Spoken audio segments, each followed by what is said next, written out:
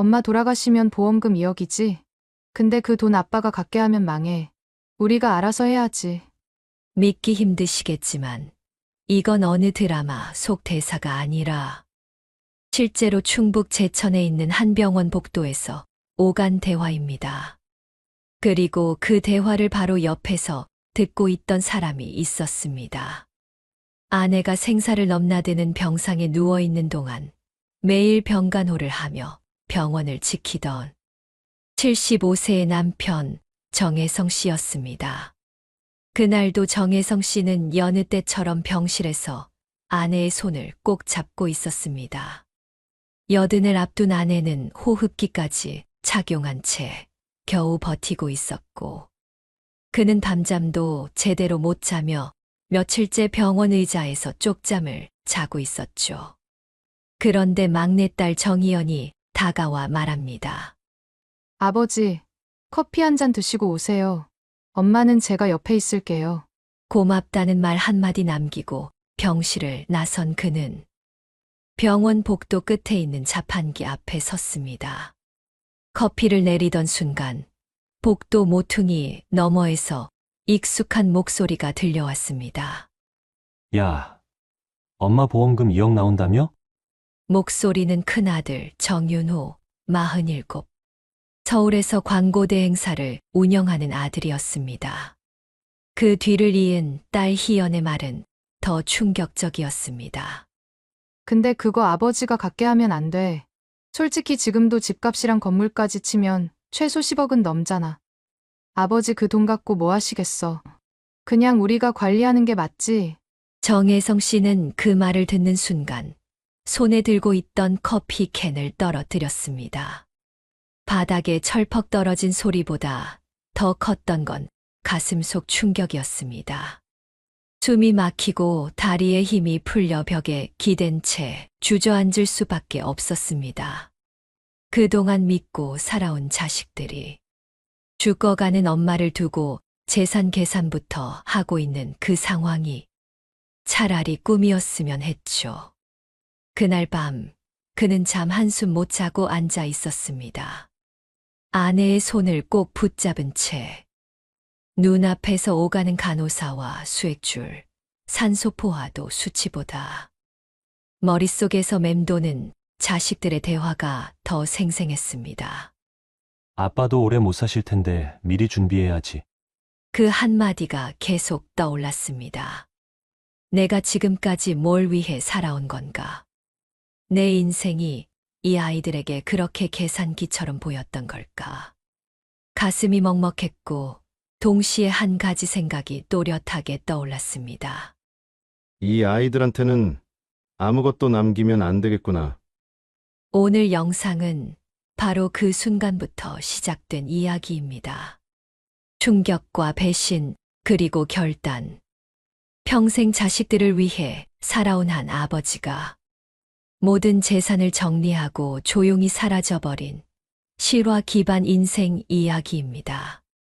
오늘 영상이 조금이라도 울림이 있다면 구독과 좋아요, 알림 설정 꼭 부탁드립니다. 댓글로도 여러분의 의견을 꼭 들려주세요. 부모의 인생과 재산, 자식이라면 당연히 누릴 권리가 있는 걸까요?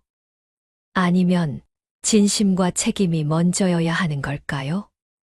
그날 이후로 정혜성 씨는 이상하게 잠이 오지 않았습니다. 아내는 의식 없이 누워 있었고 병원 안은 새벽 내내 적막했습니다. 누군가는 그래도 자식들이 매일 오잖아요. 복 받은 거예요라 말했지만 그는 차마 고개를 끄덕일 수 없었습니다. 그 방문이 진심인지 아니면 재산 확인용인지. 그날 이후 그는 자식들을 보는 눈이 달라졌기 때문입니다. 다음 날 아침 큰아들 윤호가 병실 문을 두드렸습니다. 입에는 아이스 아메리카노를 물고 있었고 등에는 고급 브랜드 로고가 선명한 가방을 메고 있었죠. 아버지, 병원에 너무 오래 계시지 마세요. 요즘엔 간병인도 잘 되어 있대요. 그리고 슬쩍 말끝에 덧붙였습니다. 혹시 보험금은 아직 수령 안 하셨어요? 정혜성 씨는 대답 대신 아내 손을 잡고만 있었습니다. 말을 하지 않아도 아들이 뭘 원하는지 너무나 잘 알았기 때문이죠. 그날 오후엔 딸 희연이 병실에 왔습니다. 평소보다 화장이 연했고 유니폼 대신 사복을 입은 모습이었죠. 아버지, 엄마 보러 잠깐 왔어요. 근데 병원비는 요즘 얼마나 나와요? 그는 대답하지 않았습니다. 그러자 희연은 말끝을 흐리며 조심스럽게 말했습니다. 아버지도 연세 있으시고 혹시 그 돈 저희랑 상의하시면 더 좋지 않을까요? 그날 밤 정혜성 씨는 처음으로 혼잣말을 했습니다. 저게 자식인가 아니면 유산 청구인인가? 그는 과거를 돌아보기 시작했습니다. 언제부터 자식들이 이렇게 달라졌을까? 윤호가 처음 사업한다고 했을 때 퇴직금 중 3천만 원을 내준 적이 있었습니다. 결국 사업은 망했고 그 돈은 다시는 돌아오지 않았죠. 희연이 결혼하던 해엔 혼수부터 예단까지 모두 혜성 씨가 해줬습니다. 그때도 고맙다는 말보다 남들보다 적다는 말이 먼저였죠. 그는 이제야 깨달았습니다. 내가 너무 많이 줬구나. 너무 쉽게 줬고, 너무 오래 참고, 너무 늦게 깨달았구나. 그리고 그 순간 마음속에서 아내를 떠나보내게 되면 나도 같이 사라지지 않은 생각이 들었습니다. 그냥 떠나는 게 아니라 모든 걸 정리하고 떠나는 것. 자식들에게 아무것도 남기지 않기 위한 준비. 그는 곧장 수첩을 꺼내어 목록을 적기 시작했습니다. 1점 아파트 매매 시세 확인. 2점 임대 건물 등기부 확인. 3점 보험증권 재발급. 4점 유언장 작성 관련 법무사 상담. 이건 복수도 아니었고 증오도 아니었습니다. 그저 마지막 남은 자존심이었습니다.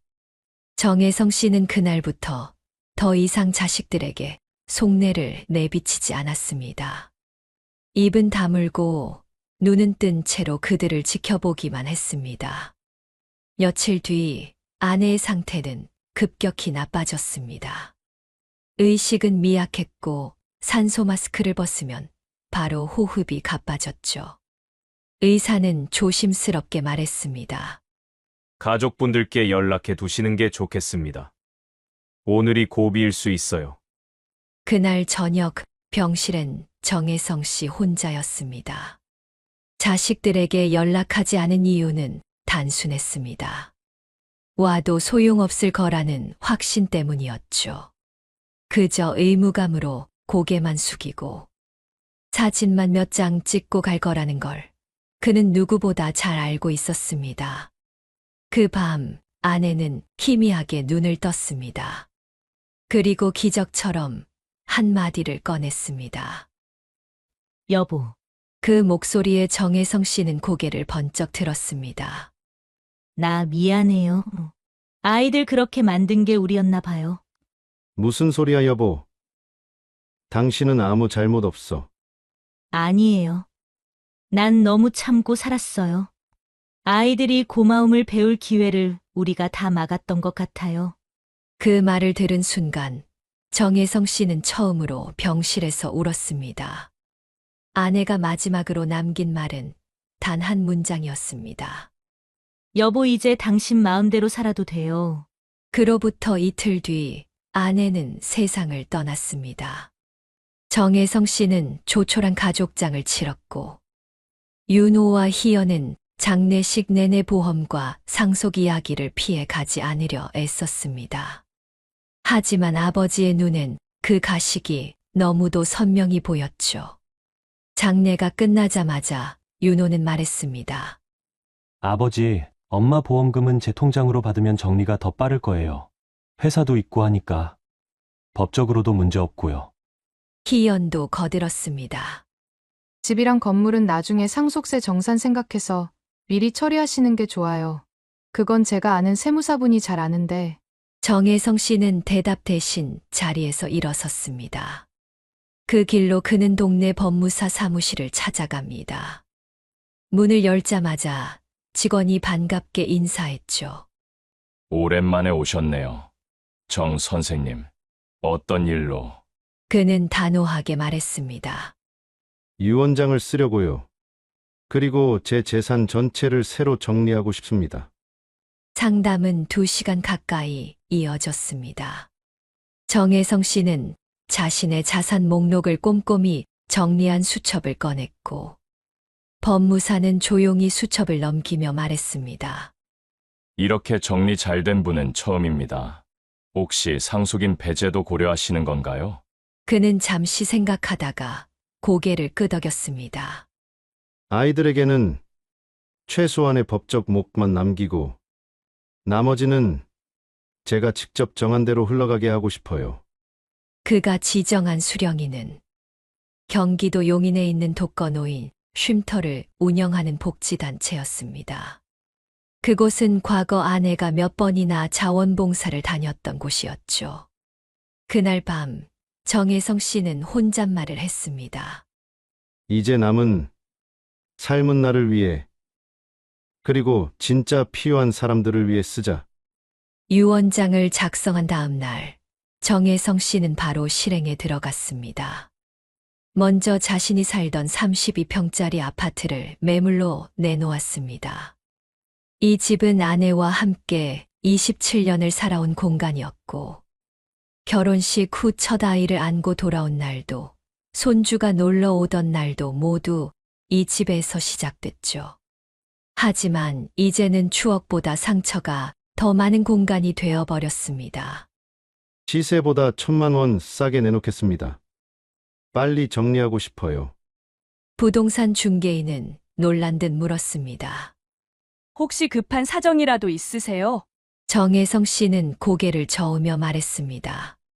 그냥 비우고 떠나려 합니다. 다만 자식들에겐 알리지 말아주세요. 며칠 후 상가 건물도 정리에 들어갔습니다. 그가 직접 도면을 그려가며 설계했던 작은 3층 건물. 1층엔 세탁소, 2층엔 미용실, 3층엔 고시원. 20년 넘게 월세 수입이 꼬박꼬박 들어왔던 그야말로 노후 보장 자산이었죠. 하지만 그는 망설이지 않았습니다. 세입자들에게 미리 양해를 구하고 건물 상태 진단도 받고 중개 계약서의 사인까지 완료했습니다. 이 모든 절차는 자식들 몰래 조용히 진행됐습니다. 윤호는 그 무렵에도 자주 연락을 해왔습니다.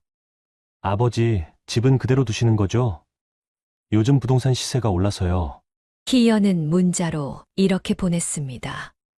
아버지 병원비랑 생활비 정리하려면 제가 도와드릴게요. 보험도 제가 알아볼게요. 하지만 정혜성 씨는 아무 답도 하지 않았습니다. 이미 그의 마음속에선 자식들은 더 이상 가족이 아닌 타인으로 바뀌어가고 있었죠. 매매 계약은 빠르게 진행됐습니다.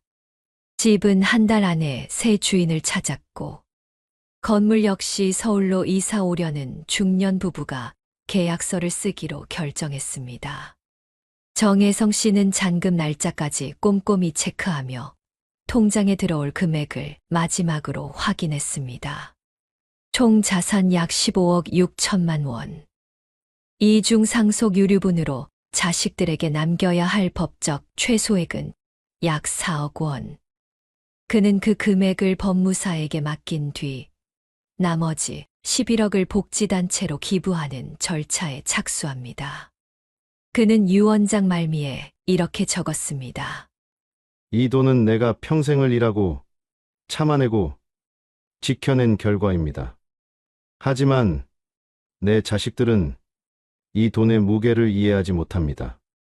그러니 이 돈은 내가 존중받을 수 있는 곳으로 향해야 합니다. 그리고 그는 가족 단체 채팅방에서 조용히 나갔습니다. 별다른 말도 공지도 없이. 며칠 뒤 희연은 아버지에게 전화했지만 통화 연결음만 길게 울렸고 윤호는 아버지 요즘 뭐 하시냐며 중얼거리듯 말했을 뿐이었죠. 하지만 정혜성 씨는 이미 도시를 떠날 준비를 마친 상태였습니다. 짐은 단출했습니다. 여름 셔츠 3벌, 속옷 6장, 아내와의 사진이 담긴 앨범 1권, 그리고 은행 예금 증서와 기부 계약서.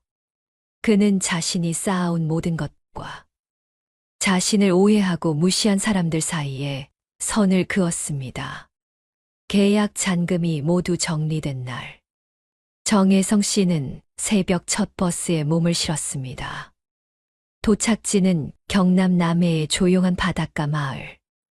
아내와 함께 예전에 여행 삼아 한 번 들렀던 곳으로. 그는 그때부터 마음 한편에 언젠가 여기에 살아보고 싶다는 생각을 품고 있었다고 했습니다. 천천히 산과 강을 지나 바다 가까이 다가갔고 그는 창밖 풍경을 바라보며 조용히 속삭였습니다. 이제야 내 인생이 시작되는 느낌이야. 남해에 도착한 그는 구석진 마을에 있는 허름한 단독주택 하나를 전세로 얻었습니다. 창문을 열면 바다가 보이고 주방엔 낡은 가스레인지 하나와 작은 냉장고가 전부였지만 그에겐 그 어느 아파트보다 따뜻하게 느껴졌습니다. 그는 매일 바닷가를 걸었습니다. 아침에는 모래사장을 맨발로 거닐고 낮에는 지역 도서관에서 책을 읽었으며 저녁이 되면 포구 근처에서 낚시하는 어르신들과 인사를 나누며 서서히 그 마을의 사람으로 녹아들기 시작했습니다. 그리고 어느 날 그는 그 지역 복지관을 찾아갑니다. 자신이 기부하기로 한 복지재단의 실무자들을 만나기 위해서였죠. 정혜성 씨는 조용히 앉아 담당자의 설명을 듣고 말합니다. 이 돈이 꼭 외롭게 죽어가는 어르신들 밥 한 끼에 쓰였으면 좋겠습니다. 복지관 담당자는 고개를 깊이 숙이며 말했습니다. 선생님 같은 분이 계셔서 아직 세상은 따뜻합니다. 여러분, 혹시 지금 어떤 생각이 드시나요? 한 아버지가 자신의 삶을 정리하고 새로운 곳에서 다시 시작한 이 이야기. 여러분이라면 과연 같은 선택을 할 수 있었을까요? 그렇다면 여러분의 진심 어린 의견을 댓글로 남겨주세요. 그리고 이 이야기가 마음에 드셨다면 구독과 좋아요, 알림 설정도 꼭 부탁드립니다. 여러분 한 분 한 분의 관심이 이 채널을 더 따뜻하게 만듭니다. 정혜성 씨는 그렇게 도시에서 지친 심장을 달래며 서서히 나를 회복하는 법을 배워가고 있었습니다. 남의 생활도 어느덧 한 달을 넘겼습니다. 정혜성 씨는 아침마다 바다를 향해 걷는 것으로 하루를 시작했고, 낮에는 근처 마을 회관에서 어르신들과 바둑을 두거나 된장국을 끓였습니다.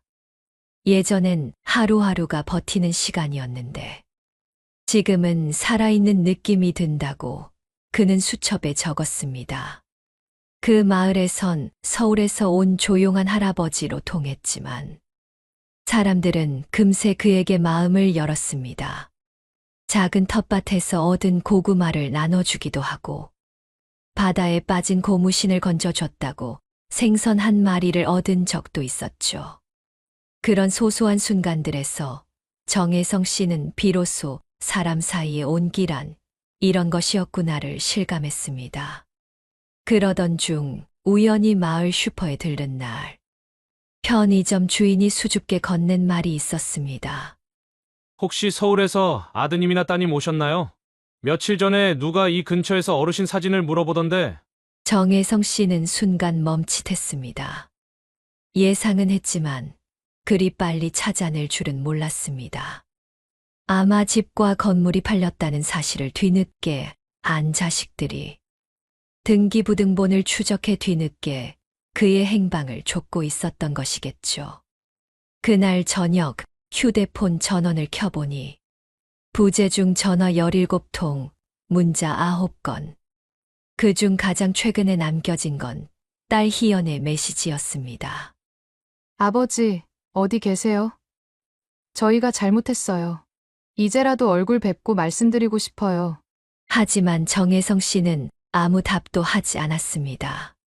그 문자에는 미안함이 아니라 그들이 놓쳐버린 권리를 되찾으려는 불안감만이 담겨 있다고 느꼈기 때문입니다. 그날 밤 그는 낡은 책상에 앉아 수첩을 펴고 또박또박 써내려갔습니다. 정이 흔들리면 결국 모든 것이 제자리로 돌아간다. 지금 이 평화는 싸워서 얻은 결과다. 며칠 뒤엔 복지관에서 연락이 왔습니다. 기부금으로 이미 1차 긴급 지원 대상 어르신들이 선정되었고, 그 중에는 오랫동안 병원비 때문에 식사도 줄여가며 살던 83세 어르신도 포함됐다는 소식이었죠. 담당자는 말했습니다. 선생님, 그분이 이렇게 말했어요. 내가 아직도 누군가의 기억 속에 있었구나. 정혜성 씨는 전화를 끊은 뒤 바다 쪽을 향해 걸었습니다. 해가 지는 모래사장에서 그는 속으로 아내에게 이렇게 말했다고 합니다. 여보, 이제야 나도 누군가에게 도움이 되는 삶을 살아보는 것 같아. 그날도 혜성 씨는 도서관에서 책을 읽고 있었습니다. 햇살은 창문을 통해 부드럽게 들어왔고 책장 사이로는 조용한 숨소리만 흘렀습니다. 그는 한 페이지를 넘기며 자신이 그토록 원하던 삶이 바로 이런 조용함이었다는 걸 실감하고 있었죠. 그런데 그 고요를 깨뜨리는 발소리가 들려왔습니다. 낯익은 향수 냄새, 조심스레 다가오는 구두 굽소리. 책장을 덮고 고개를 든 순간 멀리서 마주친 시선. 정윤호. 서 있는 모습만으로도 분노와 당혹이 뒤섞인 표정이 느껴졌습니다. 윤호는 한참을 망설이다가 다가왔습니다. 아버지 여긴 왜 오신 거예요? 집도, 건물도 다 팔고 연락도 없이. 정혜성 씨는 고개를 돌리며 조용히 일어섰습니다. 내가 왜 궁금해하니? 내가 관심 있는 건 그 집과 건물 아니었나? 윤호는 대답하지 못했습니다. 그 침묵 속에서 아버지와 아들의 서로 다른 시간과 상처가 겹쳐지고 있었습니다.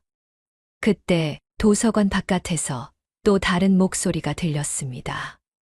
아버지! 아버지 맞죠? 희연이었습니다. 급하게 달려온 듯 숨을 몰아쉬며 손에는 꽃다발과 도시락 가방이 들려 있었습니다. 아버지, 집에 안 계셔서 마을 사람들께 물어봤어요. 우리 진짜 반성하고 있어요. 엄마가 돌아가시고 나서 아버지가 우리에게 뭘 느끼셨을지 이제야 조금 알 것 같아요. 하지만 혜성 씨는 그 말을 들으면서도 미동조차 하지 않았습니다. 잠시 후 그는 두 사람을 향해 조용히 말했습니다. 그렇게 말하고 있는 지금 이 순간에도 너희 머릿속엔 여전히 계산이 먼저일 거야. 윤호가 울컥한 표정으로 소리쳤습니다. 그게 무슨 말씀이세요? 저희가 뭐가 부족했는데요? 엄마 장례도 치렀고 병원비도 챙겼고 보험금은 건드린 적도 없어요. 정혜성 씨는 허공을 바라보며 한숨을 내쉬었습니다. 너희가 놓친 건 돈이 아니라 나였어. 나는 부모였지만 한 번도 너희의 사람이었던 적은 없었던 것 같구나. 그 말에 희연은 결국 울음을 터뜨렸고 윤호는 입술을 깨물며 고개를 돌렸습니다. 그날 세 사람은 바닷가 방파제 앞에서 그 어떤 말보다 더 긴 침묵을 나누었습니다. 바람만이 그 사이를 지나갔고 혜성 씨는 말없이 뒷짐을 진 채 걸어갔습니다. 자식들은 그를 따라가지 않았습니다. 그 역시 뒤돌아보지 않았습니다. 자식들이 떠난 뒤 남해의 저녁바다는 유난히 고요했습니다. 방파제 끝에 홀로 서 있던 정혜성 씨는 어둠이 내려올 때까지 움직이지 않았습니다. 방금 전까지 귓가에 맴돌던 윤호와 희연의 목소리는 파도 소리에 묻혀 사라졌고, 대신 오래전 아내가 속삭이던 말이 떠올랐습니다. 여보, 우리 늙어서도 서로에게 따뜻한 사람이 되자. 그 약속을 지키지 못했다는 자책과 지금이라도 늦지 않았다는 다짐이 뒤섞여 가슴을 두드렸죠. 다음 날 아침 그는 바다 대신 복지관을 찾았습니다. 기부금이 실제로 어떻게 쓰이고 있는지, 그리고 자신이 직접 할 수 있는 일이 무엇인지 확인하고 싶었기 때문입니다. 복지관 식당에 들어서자 수십 개의 스테인리스 그릇이 줄지어 놓여 있었습니다. 주방은 인력이 부족하다고 했고, 혜성 씨는 앞치마를 둘러매고 냄비 앞에 섰습니다. 커다란 국자를 들고 콩나물국을 휘젓는데 은은한 김이 올라오며 시야가 흐려졌습니다. 그 김 속엔 아내가 자주 끓여주던 국물의 냄새, 그리고 처음으로 손주에게 밥을 떠주던 기억이 겹쳐졌습니다. 점심 배식이 끝나고 휠체어를 탄 노인 한 분이 그에게 다가왔습니다. 선생님이 그 기부 잘하지요. 덕분에 오늘 따뜻한 밥 먹었습니다. 주름진 손이 그의 팔을 잡는 순간, 그는 비로소 자신이 정말로 누군가에게 필요한 사람이 되었다는 걸 실감했습니다. 돈은 숫자로 남아있을 때보다 따뜻한 밥 한 끼와 미소로 변했을 때 더 큰 무게를 가진다는 걸 깨달았죠.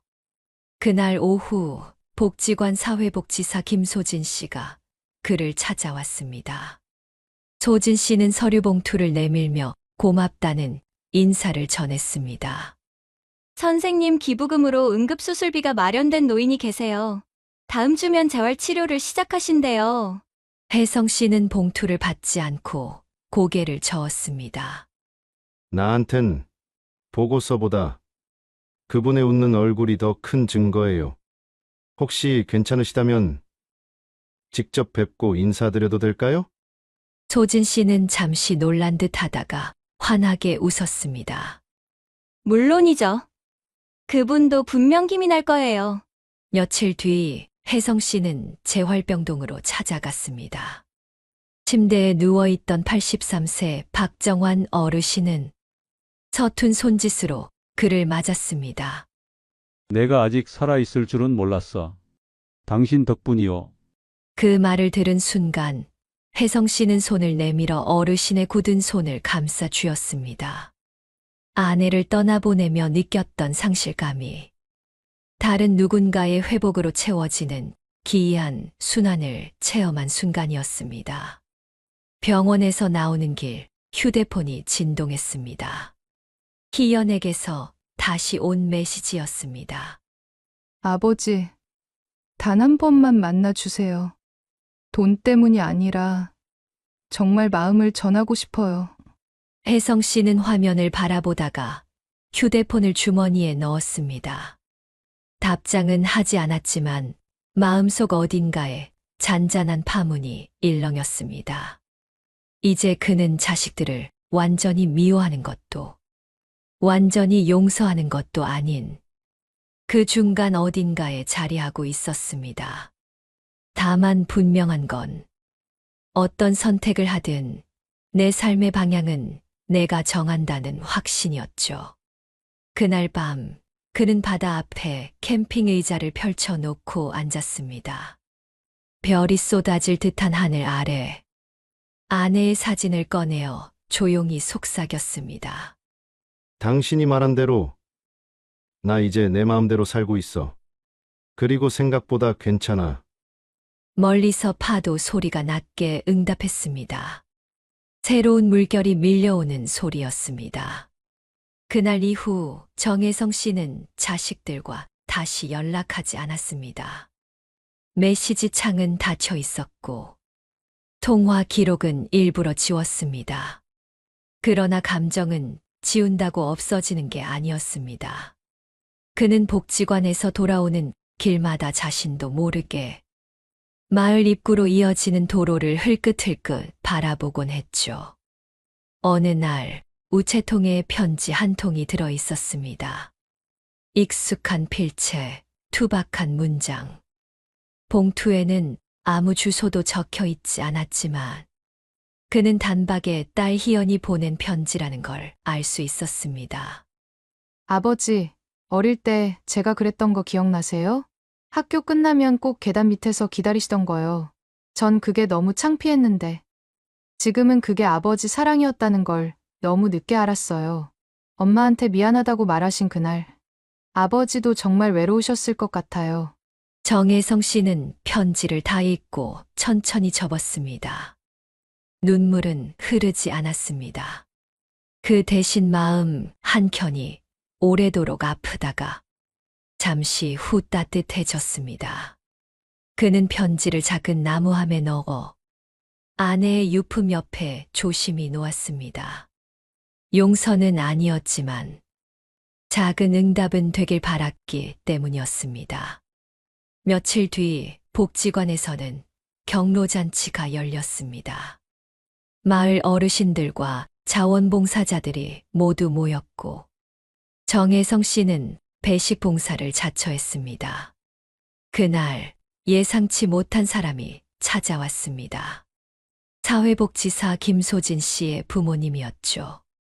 그들은 정중하게 인사하며 말했습니다. 우리 딸이 선생님 얘기를 많이 했어요. 세상이 각박한 줄만 알았는데 그 말을 듣고 우릴 돌아보게 됐어요. 감사합니다. 그날 이후 소진 씨는 퇴근 후에 혜성 씨와 자주 마주쳤습니다.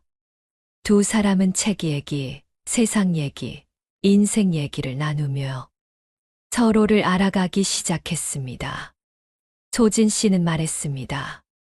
선생님, 사람들은 늙어서 무너지는 게 아니라 마음을 닫아서 무너지는 것 같아요. 정혜성 씨는 조용히 웃었습니다. 맞는 말이네요. 나도 마음을 너무 오래 잠가 두고 있었던 것 같아요. 이따금 정혜성 씨는 자신의 삶을 영화로 만든다면 제목이 뭐가 좋을까 생각했습니다. 남겨진 아버지? 늦은 봄, 다시 피다? 아니면 이제는 나답게? 제목을 정하지 못한 그는 그날 밤 일기장에 이렇게 썼습니다. 나는 아직도 살아있다. 그리고 살아있는 한 변화는 가능한 일이다. 정혜성 씨는 여전히 매일 아침 바다를 걷습니다. 예전처럼 누구를 기다리거나 무언가를 잃을까 두려워하지 않습니다. 바람은 여전하고 파도는 또 하루를 밀어내며 들어오고 그는 그저 그 흐름 속에 자신을 맡깁니다. 과거는 그대로지만 그에 대한 해석은 이제 조금 다릅니다. 마을 사람들은 여전히 그를 서울에서 내려온 조용한 어르신이라 부르지만 이젠 그 이름 속에 따뜻한 존경이 담겨 있습니다. 누군가는 생선 한 마리를 가져와 이거 선생님 덕분이라 하고 누군가는 그냥 옆에 앉아 묵묵히 바다를 함께 바라봐 줍니다. 그는 그 속에서 소란스럽지 않지만 분명한 방식으로 존재의 의미를 되찾아가고 있었습니다. 그날도 그는 도서관 근처 벤치에 앉아 있었습니다. 가을 햇살이 부드럽게 내리쬐고 옆에는 김소진 씨가 가져온 따뜻한 보리차가 놓여 있었습니다. 두 사람은 말없이 책을 펼쳐들었고 시간은 조용히 흘렀습니다. 선생님, 소진 씨가 조심스레 말문을 열었습니다. 혹시 나중에 어떤 모습으로 기억되고 싶으세요? 정혜성 씨는 잠시 하늘을 올려다보다가 말했습니다. 좋은 사람까진 아니어도 끝까지 내 삶을 책임진 사람으로 남고 싶네요. 그 말에 소진 씨는 웃으며 고개를 끄덕였습니다. 그리고 그날 정혜성 씨는 처음으로 아내가 남긴 사진 속 자신의 얼굴을 오래도록 들여다보았습니다. 그 표정엔 외로움도 있었고 사랑도 있었으며 지금의 자신과는 전혀 다른 사람이 담겨 있었습니다. 그는 사진을 조용히 접어 유품함에 넣으며 중얼거렸습니다. 그동안 고마웠어. 그리고 나 아직 많이 남았어. 밤이 되자 집 앞 포구에 작은 등불이 하나 켜졌습니다. 그 아래서 그는 조용히 노트를 꺼내 글을 적었습니다. 가장 큰 복수는 미련 없이 떠나는 것이고, 가장 큰 승리는 다시 나답게 살아가는 것이다. 그 글을 마지막으로 그는 펜을 놓았습니다. 더 이상 복잡한 감정도 설명도 필요하지 않았습니다. 지금 이 순간 그는 누구에게도 휘둘리지 않고 자신이 선택한 삶 속에 완전히 존재하고 있었습니다. 여러분은 어떻게 생각하시나요? 오늘 이 이야기를 들으시며 떠오른 감정이나 생각이 있다면 댓글로 꼭 남겨주세요. 그리고 이 영상이 마음에 드셨다면 구독과 좋아요, 알림 설정도 부탁드립니다. 끝까지 함께 해주셔서 진심으로 감사합니다. 다음 이야기에서 다시 뵙겠습니다.